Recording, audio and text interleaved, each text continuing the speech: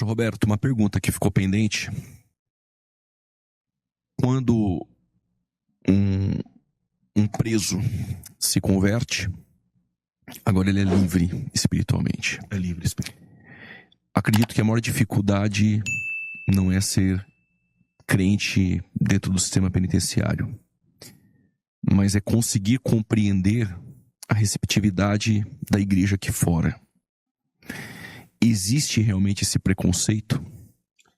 Pastor Juliano, infelizmente, ele existe. O indivíduo se converte dentro do sistema penitenciário, há uma ação sobrenatural evidente de Deus sobre a vida dele, porque conversão é milagre. Ele é posto em liberdade, ele é reinserido no contexto social, familiar, e no nosso caso, no contexto religioso, que é a igreja. Se eu falar para o senhor que eu não enfrento, eu não somente enfrentei ao sair, como enfrento diariamente o preconceito. O senhor imagine alguém tomando conhecimento, né? O tamanho da história, né? Da minha vida pregrécia. Então, a aceitação, ela se torna meio que em ressalva. O senhor me entende, né? Entendo. Eles vão te receber, mas sempre com certa ressalva. O pastor Liel fez aqui uma abordagem durante o nosso intervalo muito interessante. Isso também vai muito de quem te recebe. Por exemplo, eu moro no bairro da Moca, é um bairro tradicional. Temos grandes igrejas lá, tradicionais, de grande poder aquisitivo. Então lá eu enfrento um certo preconceito maior. Agora eu chego na Brasilândia, onde tem um pastor oriundo de cultura nordestina, que está acostumado a lidar com a garotada lá, que dá um trabalho danado. Quando chega alguém, ele cai, com a minha história, ele cai de joelho louvando a Deus, adorando a Deus. Ele te abre oportunidade, ele te leva para o altar, ele quer te ouvir pregar, ele quer trazer a garotada para poder ouvir o teu testemunho. Então, isso vai muito de localidade, cultura e de formação de cada indivíduo, né? Exemplo, o senhor, o pastor com dada envergadura, não somente no campo do ensino, da pregação, e hoje é perceptível que o Belém abraçou o senhor.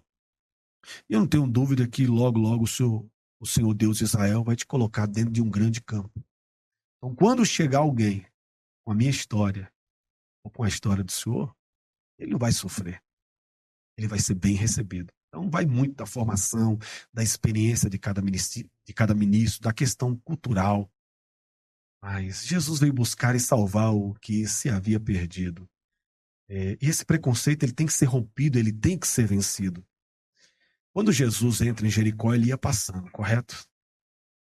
Havia em Jericó um homem chamado Zaqueu. Zaqueu era de pequena estatura, a multidão em volta de Cristo obstruía o seu campo de visão. Só que Zaqueu, um homem do seu tempo, conhecia Jericó e sabia que Jericó tem uma entrada e uma saída. E ele correu para essa saída, subiu num pé de sicômoro, porque ele desejava, pastor Juliano, ver quem era Jesus. E Deus ministrou tanto esse texto ao meu coração que eu cheguei a fazer a pergunta a mim mesmo. O que levou Zaqueu a desejar ver quem era Jesus? Porque Zaqueu não tinha problema com filho doente, não tinha nenhuma filha enferma. Zaqueu não era leproso. Zaqueu era um cara rico, desenrolado, com conexão em Roma e com os fariseus, que vivia muito bem. Eu fiz essa pergunta a mim mesmo, dentro da cela do pavilhão 9 da casa de detenção. O que levou a Zaqueu, da onde se originou esse desejo de ele conhecer Jesus? Os leprosos foram ter com Jesus porque eram leprosos. A mulher do fluxo de sangue foi ter com Jesus porque tinha um fluxo de sangue. Jairo procurou Jesus porque a filha estava moribunda e no percurso em que ele está indo em direção à sua casa, sua filha morre. Compreensível, mas Zaqueu? Uma vez Jesus passou pela alfândega e pagou por si e pelos seus discípulos.